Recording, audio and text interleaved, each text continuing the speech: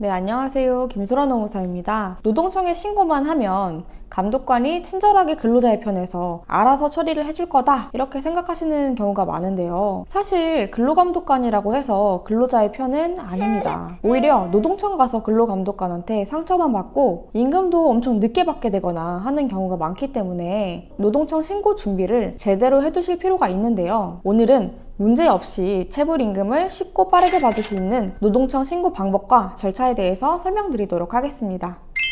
우선 내가 어떤 임금을 못 받았는지에 따라서 준비해야 되는 서류가 조금씩 다른데요. 기본적으로는 근로계약서, 임금명세서, 임금 이체내역 이런 부분들이 필요합니다. 예를 들어서 연차 수당을 못 받았다 라고 하면 연차 사용 내역이라든지 해고예고 수당을 못 받았다 라고 하면 해고됐다는 증거자료 이런 부분들이 추가적으로 필요할 수는 있겠습니다. 신고할 때는 진정으로 넣을 수도 있고 고소로 넣을 수도 있는데요. 진정은 내가 밀린 임금을 빠르게 받고 싶다, 이거를 빠르게 해결해 달라 라고 할 때 진정을 접수하시는 거고요.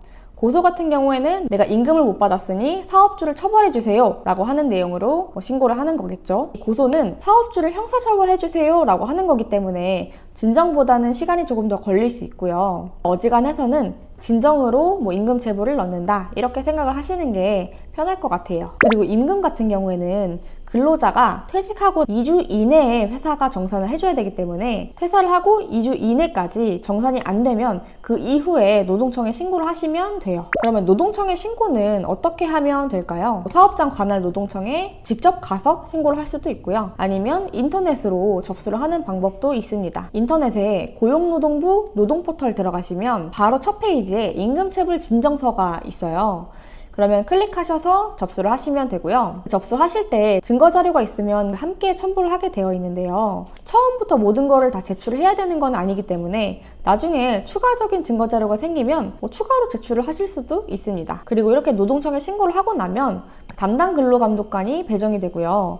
노동청에 출석하세요 라고 연락이 옵니다. 그리고 노동청에서 출석을 해서 조사를 받다 보면 근로감독관이 사업주를 처벌을 원하세요? 물어볼 수 있는데요. 그러면 사업주가 밀린 임금을 다 지급을 하지 않으면 처벌을 원합니다. 이렇게 대답을 하시면 됩니다. 그리고 조사를 하고 난 다음에 감독관님께서 조사한 내용에 대해서 이렇게 종이로 뭔가를 보여주실 거예요. 만약에 보시다가 내가 얘기한 거랑 틀린 내용인데 라고 하시면 수정을 꼭 하셔야 됩니다.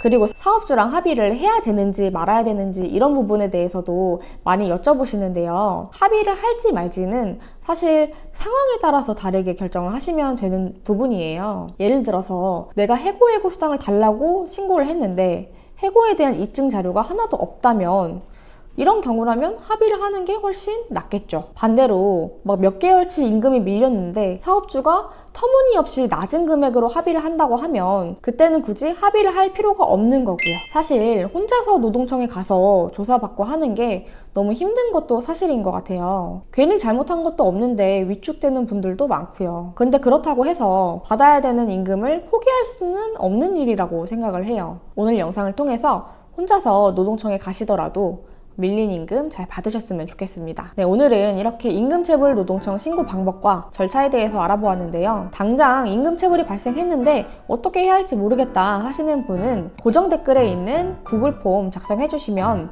간단하게 문자로 상담 도와드리도록 하겠습니다. 오늘도 영상 봐주셔서 감사하고요. 도움이 되셨다면 구독, 좋아요 부탁드립니다. 감사합니다.